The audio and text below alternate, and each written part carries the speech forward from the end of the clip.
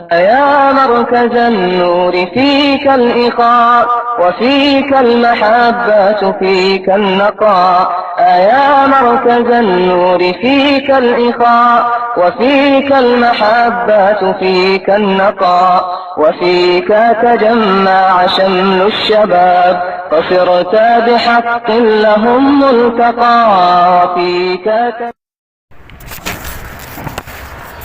أعوذ بالله من الشيطان الرجيم بسم الله الرحمن الرحيم يا أيها الذين آمنوا ليستأذنكم الذين ملكت أيمانكم والذين لم يبلغوا الحلم منكم 3 مرات من قبل صلاة الفجر وحين تضعون ثيابكم من الظهيرة ومن بعد صلاة العشاء 3 عورات لكم ليس عليكم ولا عليهم جناح بعدهم طوافون عليكم بعضكم على بعض كذلك يبين الله لكم الآيات والله عليم حكيم.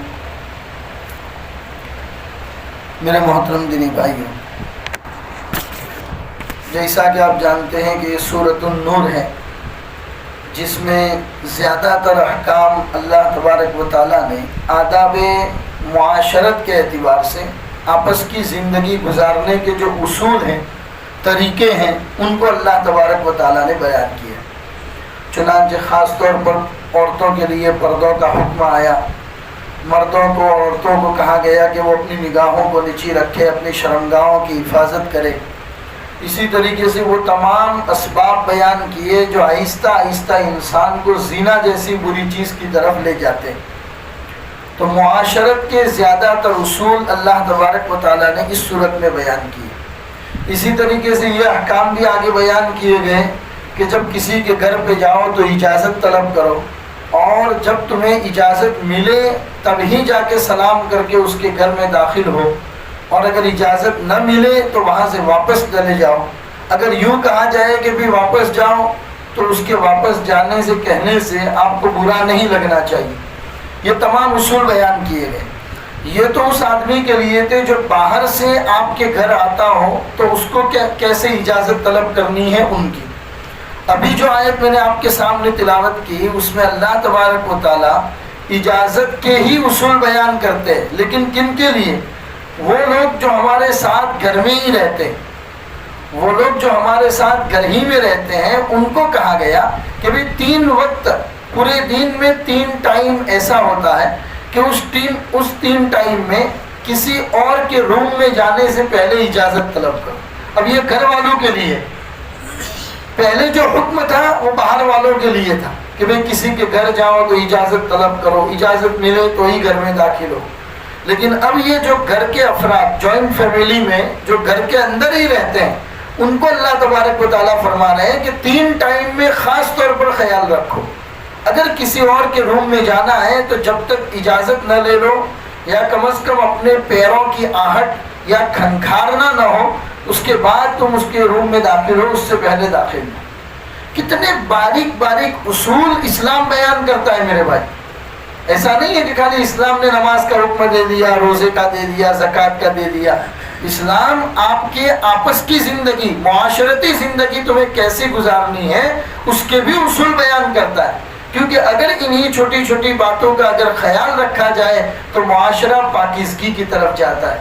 معاشرہ پاک صاف ستھرا کہلاتا ہے، گندگیوں سے معاشرہ پاک ہو جاتا ہے، اور جو چیزیں آہستہ آہستہ انسان کو زنا جیسی بری چیز کی طرف لے جانے والی ہے اس سے ہمارا معاشرہ محفوظ ہو جاتا ہے.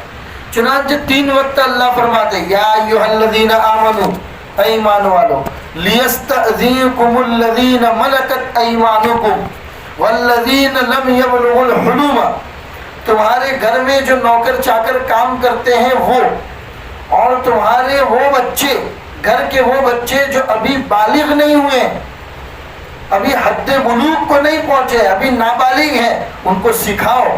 یہ حکم اللہ نے بچوں کے لیے نہیں اتارا، بڑوں کے لیے اتارا ہے کہ تمہارے گھر کے نوکر چاکروں کو اور گھر کے چھوٹے بچوں کو یہ بات سکھاؤ کہ ان 3 وقت میں کسی کے روم میں جاؤ تو اجازت طلب کر کے جاؤ.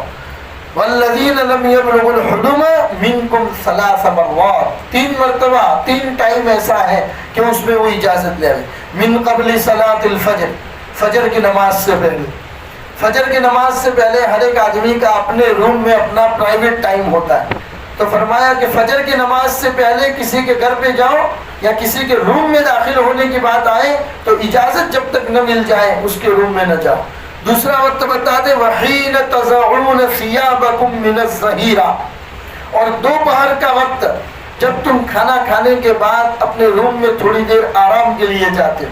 وحین تضعون ثیابکم من الظہیرہ، اللہ نے سمجھانے کے لیے کیا فرمایا؟ اور دوپہر کا وقت جب تم اپنے بدن کا زائد کپڑا نکال دیتے ہو، جو کپڑا عام طور پر انسان لوگوں کے سامنے نہیں نکالتا لیکن اپنے روم میں جب سونے کے لیے جاتا ہے تو اوپر کا کپڑا جو نکال دیتا ہے، اللہ وہ فرماتے ہیں جس وقت تم دوپہر میں اپنا زائد کپڑا نکال دیتے ہو اس وقت بھی ضروری ہے کہ کسی کے روم میں جاؤ تو بغیر اجازت کے نہ جاؤ. اور تیسرا ٹائم بتاتے ہیں وَمِن بَعْدِ صَلَاةِ الْعِشَاءِ، عشاء کی نماز کے بعد. ایک ہے فجر کی نماز سے پہلے، ایک ہے عشاء کی نماز کے بعد، اور ایک ہے دوپہر کا وقت. ان 3 وقت میں اللہ تبارک و تعالیٰ فرماتے ہیں کہ تمہارے گھر کے افراد کو ضروری ہے کہ اپنا روم چھوڑ کر کسی اور کے روم میں جائیں تو اس وقت اجازت طلب کر کے جائیں. ضرور ثلاث عورات لکم، اللہ فرماتے ہیں یہ 3 وقت جو ہے وہ تمہاری پرائیویسی کے وقت ہے، خلوت کے وقت ہے. انسان اس میں تخلیہ چاہتا ہے، اکیلا رہنا چاہتا ہے. اور ظاہر سی بات ہے کہ انسان جب اپنے روم میں، اپنے کمرے میں، اپنی پرائیویسی میں ہوتا ہے تو ضروری نہیں ہے کہ اس کے بدن کے اوپر تمام کپڑے موجود ہوں یا کبھی کبھی سطر کھلا ہوا بھی ہو اور کوئی اچانک روم کے اندر آ جائے تو دونوں لوگوں کو شرمندگی کا سامنا کرنا پڑے. اسلام ان تمام چیزوں سے منع کرتا ہے. اس لیے فرمایا ثلاث عورات لکم، یہ 3 وقت جو ہے وہ تمہاری پرائیویسی کے وقت ہے، تمہاری خلوت اور پردے میں رہنے کے وقت ہے. ہاں ان 3 ٹائم کے علاوہ پھر اجازت لینے کی ضرورت نہیں. اللہ فرماتے ان 3 ٹائم کے علاوہ بھی اگر اجازت رکھی جائے گی تو گھر کے آدمیوں کو ایک ہی گھر میں بار بار اجازت لینے میں پریشانی ہو جائے گی. اس لیے فرمایا خاص طور پر یہ 3 ٹائم، کیونکہ ان 3 ٹائم میں آدمی اپنے روم میں ہوتا ہے، اپنی حالت میں ہوتا ہے، ان کے علاوہ دوسری حالت میں نہیں ہوتا. انہی 3 ٹائم میں عام طور پر کبھی کبھی ایک ہی بستر میں میاں بیوی بھی ہوتے ہیں. اس وجہ سے اللہ کا یہ حکم ہے کہ بھائی کسی کے پاس جاؤ تو اجازت طلب کر کے جاؤ، بغیر اجازت کے نہ جاؤ. آگے فرمایا لیس علیکم ولا علیہم جناح بعدہن، اس کے بعد تمہارے اوپر اور تمہارے گھر کے بچوں کے اوپر کوئی حرج نہیں ہے. ان 3 ٹائم کے علاوہ پھر جا سکتے ہو.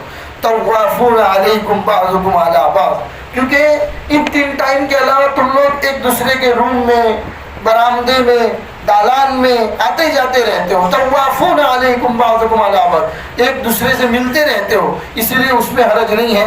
کذالک یبین اللہ لکم الآیات، تمہارا اللہ اتنا مہربان ہے کہ تمہارے لیے نشانیاں اتنی کھول کھول کر بیان کرتا ہے کہ تمہارے پرائیویسی کے ٹائم میں بھی تمہیں کیسے رہنا ہے یہ بھی اللہ بیان کرتا ہے. اسی لیے حضرت حذیفہ بیان کرتے ہیں کہ ایک مرتبہ میں مدینہ میں تھا کہ ایک یہودی نے مجھے تانا دیا.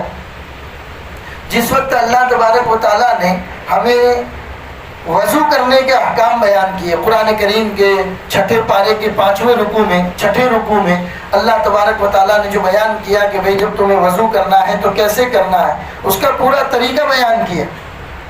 تو حضرت حذیفہ کہتے ہیں کہ جب یہ آیت اتری تو مدینہ کے ایک یہود نے مجھے تانا دیا کہ تمہارے اسلام میں اتنی چھوٹی چھوٹی باتیں بھی بتائی جاتی کہ تم کو اتنا بھی نہیں آتا کہ تم کو یہ بھی بتانا پڑتا ہے کہ وضو کیسے کرنا ہے. تو حضرت حذیفہ نے کہا کہ یہ تانا دینے کی چیز نہیں ہے، یہ تو فخر کرنے کی چیز ہے. میرا اللہ اپنے بندوں پر کتنا مہربان ہے، جس کو مثال کے طور پر ہم کہتے ہیں 70 ماؤں سے زیادہ پیار کرنے والا ہے. ماں اپنے بچے کو نہیں سکھاتی بیٹا مجلس میں بیٹھو تو کیسے بیٹھو، بیٹا گھر میں رہو تو کون سے کپڑا پہنو، گھر سے باہر نکلو تو تمہارے بدن پہ کپڑا کیسا ہونا چاہیے، کسی سے ملو تو کیسے ملو، بڑوں سے کیا احترام سے پیش آؤ، چھوٹے سے کس طریقے سے پیش آؤ. ماں جیسے سکھاتی ہے اپنے بچے کو، اللہ بھی اپنے بندے کو سکھاتا ہے. اللہ بھی اپنے بندوں سے، یہ تو پیار کی علامت ہے۔ پھر حضرت حذیفہ نے کہا کہ سن، یہاں بیٹھ، میں تجھے سناتا ہوں، خالی اتنا نہیں سکھایا، قربان ہو ہمارے آقا محمد رسول اللہ صلی اللہ علیہ وسلم پر، جس نے ہمیں استنجا کا طریقہ بھی سکھایا۔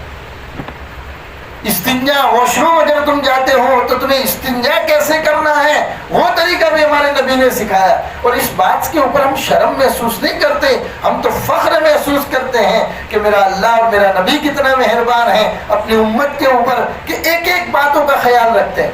پھر کہتے ہیں بتاؤں تجھے کہ استنجا کا طریقہ میرے نبی نے کیا سکھایا؟ ارے میرے نبی نے طریقہ سکھایا کہ اگر تم ڈھیلے سے استنجا کرتے ہو، پتھر کے ٹکڑے سے اگر تم استنجا کرتے ہو، بڑے استنجے کی بات ہے، پیشاب کی بات نہیں ہے، پاخانہ کی بات ہے، اگر بڑا استنجا تم ڈھیلے سے کرتے ہو تو تمہیں ڈھیلے سے وہ جگہ کیسے صاف کرنی ہے وہ بھی میرے نبی نے بتایا۔ اور اتنا ہی نہیں، یہ بھی بتایا کہ ٹھنڈیوں کے زمانے میں ڈھیلا کیسے استعمال کرنا ہے اور گرمیوں کے زمانے میں ڈھیلا کیسے استعمال کرنا ہے۔ اللہ کے رسول صلی اللہ علیہ وسلم نے فرمایا کہ اگر گرمیوں کا زمانہ ہے تو تم ڈھیلا آگے سے پیچھے کی طرف لے جاؤ گے اور اپنی شرمگاہ کو صاف کرو گے اور اس جگہ کو، مقعد کو صاف کرو گے۔ اور اگر ٹھنڈیوں کا زمانہ ہے تو ٹھنڈیوں کے زمانے میں ڈھیلا پیچھے سے آگے کی طرف لا کے صاف کرو گے۔ فرمایا کیوں؟ اس لیے کہ گرمیوں کے زمانے میں انسان کے بدن کی چمڑی بالکل مرجھا جاتی ہے، اگر تم پیچھے سے استنجا کرو گے تو تمہارے ڈھیلے کے اوپر جو ناپاکی آئے گی وہ تمہاری چمڑی کو لگے گی اور بدن ناپاک ہو جائے گا۔ اتنا میرے نبی نے سکھایا صلی اللہ علیہ وسلم۔ قربان جاؤ اس نبی پر کہ اس نے یہ بھی بتا دیا کہ ڈھیلے سے استنجا گرمیوں میں کیسے کرنا ہے اور ٹھنڈی میں کیسے کرنا ہے، اور تو ہمیں تانے کی بات کرتا ہے۔ حضرت حذیفہ کہتے تو ہمیں تانے کی بات کرتا ہے، میرے اللہ اور میرے نبی نے تو اتنی باتیں بھی ہمیں سکھائی۔ اسی لیے اس آیت میں اللہ نے فرمایا کذالک یبین اللہ لکم الآیات، اسی طریقے سے اللہ تمہارے سامنے نشانیوں کو کھول کھول کر بیان کرتا ہے۔ واللہ علیم حکیم، اللہ جاننے والا بھی ہے، حکمت والا بھی ہے۔ اللہ جانتا ہے اسی لیے تو ہم کو بتاتا ہے، اور حکمت والا بھی ہے کہ کون سی بات کب بتانی ہے، کیسے بتانی ہے اور کتنی بتانی ہے۔ حکمت اسی کو کہا جاتا ہے۔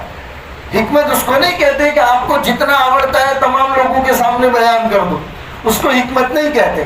اسی لیے کہتے ہیں کہ نصیحت کی بات ہر جگہ نہیں کہی جاتی۔ ایک آدمی اپنے کاروبار میں مشغول ہے، کسٹمر کے ساتھ ڈیل کر رہا ہے، اور وہاں اس کے کاؤنٹر پہ جا کے آپ کھڑے ہو گئے اور اس کو وہاں پر تم نے قرآن اور حدیث کی باتیں سنانا شروع کر دیا، اس کو حکمت اور مصلحت نہیں کہتے۔ ہو سکتا ہے کہ کاروبار کی مشغولی کی وجہ سے وہ تمہاری بات سننے سے منع کر دے۔ حکمت سکھایا، حکمت اسی کو کہتے ہیں کون سی بات کہاں کہنی ہے، کب کہنی ہے، کیسے کہنی ہے اور کتنی کہنی ہے۔ اسی لیے آپ دیکھیے نبی پاک صلی اللہ علیہ وسلم کو جب نبوت ملی، مکہ کا ماحول کیا تھا؟ شراب ایک ایسی چیز تھی جو ان کی گھٹیوں میں پڑی ہوئی تھی۔ دو چار لوگ آپس میں جمع ہوتے تو اس بات پر کالر پکڑ کے فخر کیا کرتے تھے کہ میرے گھر میں 6 مہینے پرانی شراب ہے، وہ کہتا ارے یار میرے گھر میں 12 مہینے پرانی شراب ہے، وہ کہتا کہ میرے گھر میں ملک شام کی 2 سال پرانی شراب ہے۔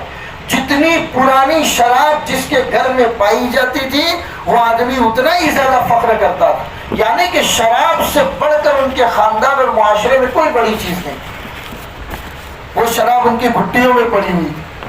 اور جب اللہ نے اپنے نبی کو نبوت دی، نبوت کے بعد اللہ کی طرف سے احکام اترنا شروع ہوئے۔ اب اگر اللہ پہلا ہی حکم یہ اتار دیتا کہ مکہ والوں کو کہو کہ شراب حرام ہے تو شاید کچھ لوگ مانتے اور کچھ لوگ بات ماننے سے انکار کر دیتے۔ اللہ نے ڈائریکٹ حکم نہیں اتارا۔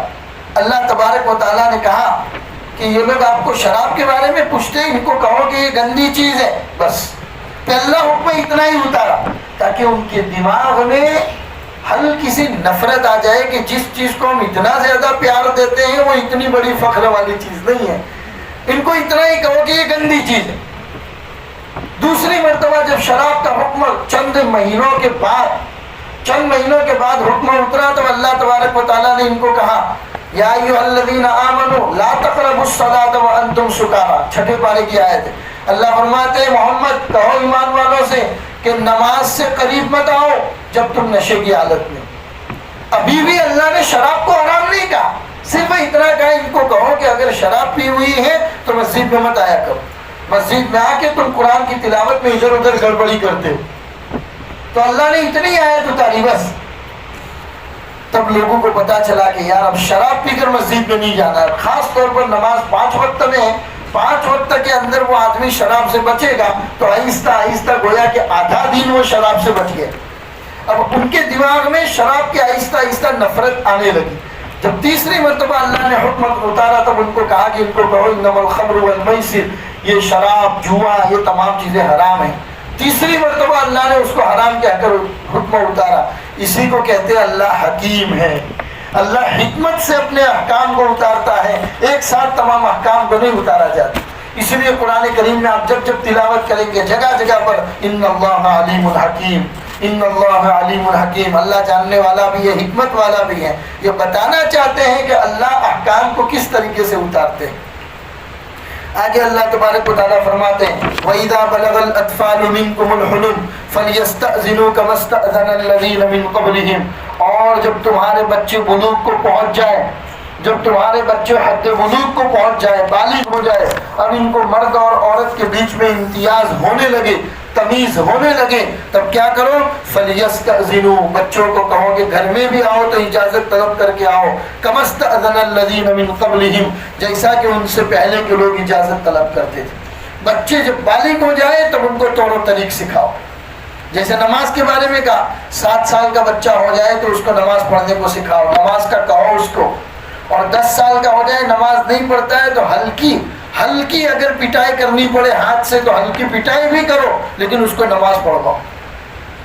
تو طریقے بیان کیے بچوں کی تربیت کے۔ ہم لوگ بچوں کی تربیت سے ہی غافل ہو گئے میرے بھائی، اللہ ہماری کوتاہی کو معاف فرمائے۔ پیسے کمانے کے پیچھے اتنے چلے گئے، کتنے لوگوں کو معلوم کرو بچہ کون سے اسٹینڈرڈ میں پڑھتا ہے، ماں باپ کو پتہ ہی نہیں۔ ماں باپ کو اپنے ہی بچے کے بارے میں پتہ نہیں ہے کہ وہ کون سے اسٹینڈرڈ میں پڑھتا ہے، کون سے سبجیکٹ پڑھتا ہے، کیا کرتا ہے، کون سے دوستوں کے ساتھ رہتا ہے، اس کا اٹھنا بیٹھنا کن لوگوں کے ساتھ ہے، دوستی کن لوگوں کے ساتھ ہے۔ ماں باپ کو پرورش کا پتہ ہی نہیں، پوری زندگی کمانے کے اندر نکال دی، اور اولاد پھر بعد میں پھر اسی اولاد کا رونا روتے ہیں، اولاد کی نافرمانی کا رونا روتے ہیں۔ اللہ تبارک و تعالیٰ فرماتے کہ ان کی پرورش کا خیال رکھو، کلکم راعٍ وکلکم مسئول عن رعیتہ، اللہ کے رسول کی حدیث ہے تم میں سے ہر آدمی اپنے گھر والوں پر نگران ہے، اور کل قیامت کے دن تمہاری نگرانی، تمہاری ذمہ داری کے بارے میں تم سے پوچھا جائے گا کہ تم نے اپنے بچوں کی پرورش کی تھی کہ نہیں کی تھی، اللہ تمہاری بھی پکڑ کرے گا۔ چنانچہ اس میں دیکھیے اللہ تبارک و تعالیٰ طریقہ بتاتے ہیں وَإِذَا بَلَغَ الْأَطْفَالَ مِنْكُمُ الْحُلُمَ، جب تمہارے بچے بلوغ کو پہنچ جائیں تو بلوغ کے بعد کی زندگی، کیونکہ بچے کے اندر اب چینجز آنا شروع ہو جاتے ہیں، بچے کی بات چیت میں، اس کی نظروں میں، اس کے اٹھنے بیٹھنے میں، سونے میں، سو کر اٹھنے میں چینجز نظر آنا شروع ہو جاتے ہیں۔ اس وقت خاص طور پر تربیت کی ضرورت ہوتی ہے، کیونکہ وہ زمانہ ہی بھٹکنے والا زمانہ ہوتا ہے۔ اس لیے اطباء کا کہنا ہے اور ماہرین کا کہنا ہے کہ 15 سال کی عمر جو ہے، 15 سال، اور اب تو میں کہتا ہوں کہ 15 سال میں بچے بالغ نہیں ہوتے، 11-12 سال سے ہی بالغ ہو جاتے جب سے بوائلر مرغی کھانا شروع کر دیے، کیونکہ ایک مرغی کو تیار ہونے میں 6 مہینے لگتے ہیں، بوائلر مرغی 35 دن میں تیار ہو جاتی ہے انجیکشنوں کی شکل میں، اور وہی ہم کھاتے ہیں بچوں کو کھلاتے ہیں۔ اسی وجہ سے اس کا عالم یہ ہے کہ بچے اب وقت سے پہلے بالغ ہونا شروع ہوئے۔ آپ دیکھیے، آپ اپنے آپ سے کمپیئر کیجئے کہ آپ جب 14-15 سال کے ہوئے تھے کیسی اتنی چیزیں تھیں جن کو آپ کو پتہ نہیں چلتا تھا، ان چیزوں کا پتہ آج ہمارے بچوں کا 10 سال کی عمر میں چلنا شروع ہو جاتا ہے، پتہ لگنا شروع ہو جاتا ہے 10 سال کی عمر میں، بچے وقت سے پہلے بالغ ہو رہے۔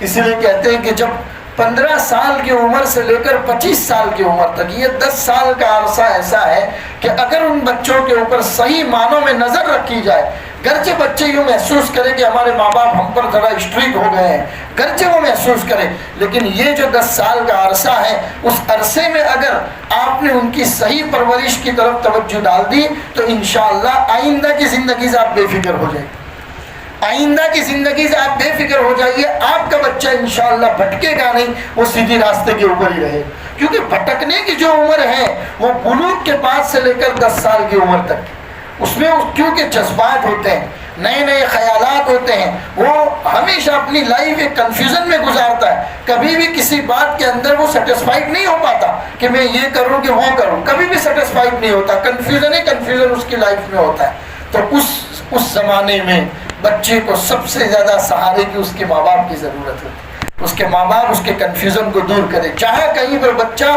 شک میں مبتلا ہو، ماں باپ کہیں کہ بیٹا یہ صحیح ہے یہ غلط ہے، یہ طریقہ صحیح ہے یہ طریقہ غلط ہے، ان طریقوں کو اپناؤ۔ قرآن بھی ہمیں اسی بات کی تعلیم دیتا ہے، وَإِذَا بَلَغَ الْأَطْفَالَ مِنْكُمُ الْحُلُمَ، جب تمہارے بچے حد بلوغ کو پہنچ جائیں، فَلْيَسْتَأْذِنُوا كَمَا اسْتَأْذَنَ الَّذِينَ مِنْ قَبْلِهِمْ، تو چاہیے کہ وہ بچے بھی اجازت طلب کرے جیسے کہ بڑے لوگ اجازت طلب کرتے ہیں۔ پھر دوبارہ اللہ فرماتے ہیں كَذَلِكَ يُبَيِّنُ اللَّهُ لَكُمْ آيَاتِهِ، اللہ اپنی نشانیوں کو تمہارے سامنے کھول کر بیان کرتا ہے، کیوں؟ وَاللَّهُ عَلِيمٌ حَكِيمٌ، اللہ جاننے والا حکمت والا ہے۔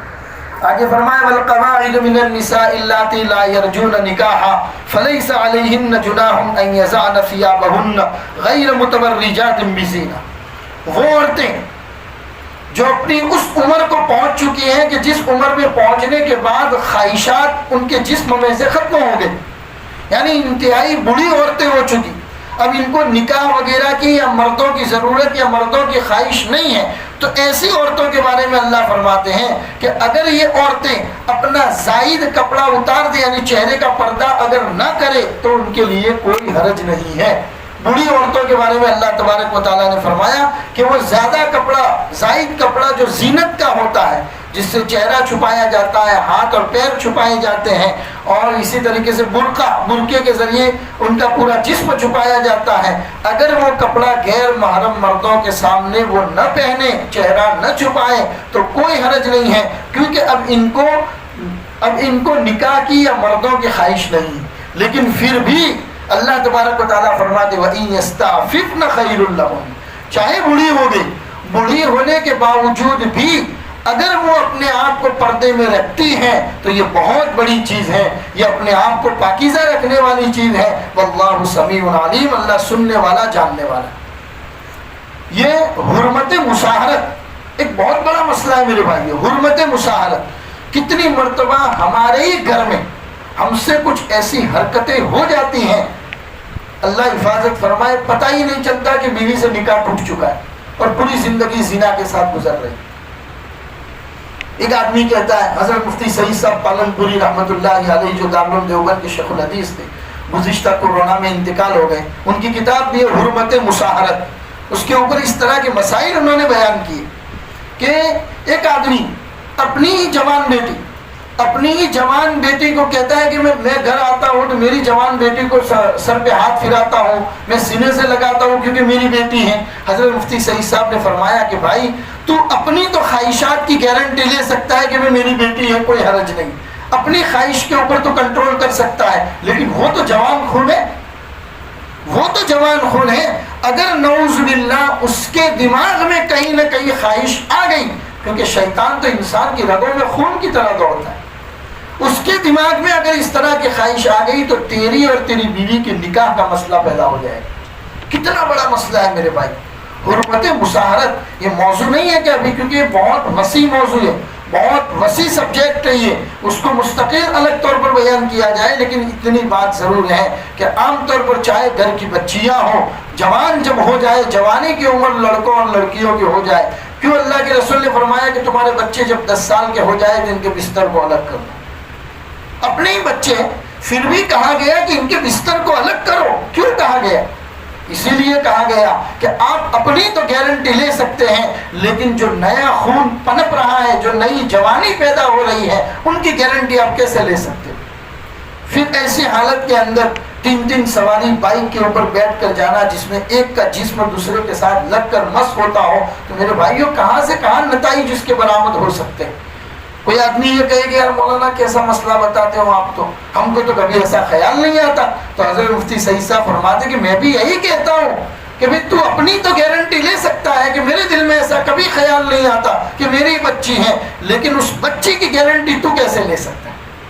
تو یہ تمام بڑے نازک مسائل حرمت مشاہرت کے میرے بھائیوں، اور یہ تمام قرآن ہمیں اسی لیے تعلیم دیتا ہے۔ عورتوں کو، بوڑھی عورتوں کو کہا کہ حرج نہیں ہے اگر تم اتنی بڑی ہو گئی کہ تمہیں اب مردوں کی خواہش نہیں ہے تو کوئی حرج نہیں ہے اگر تم چہرے کا پردہ نہ کرو تو، لیکن پھر بھی وہی اللہ جس نے حکم یہ اتارا کہ حرج نہیں ہے پردہ نہیں کرو گے تو چلے گا، وہی اللہ آگے یہی حکم اتار رہے ہیں، لیکن اس کے باوجود وَأَن يَسْتَعْفِفْنَ خَيْرٌ لَهُنَّ، یہ عورتیں اگر پردے کا اہتمام کرتی ہیں تو اپنے آپ کو پاک دامن رکھنے کے لیے ضروری ہے۔ واللہ سمیع علیم، اللہ سننے والا جاننے والا۔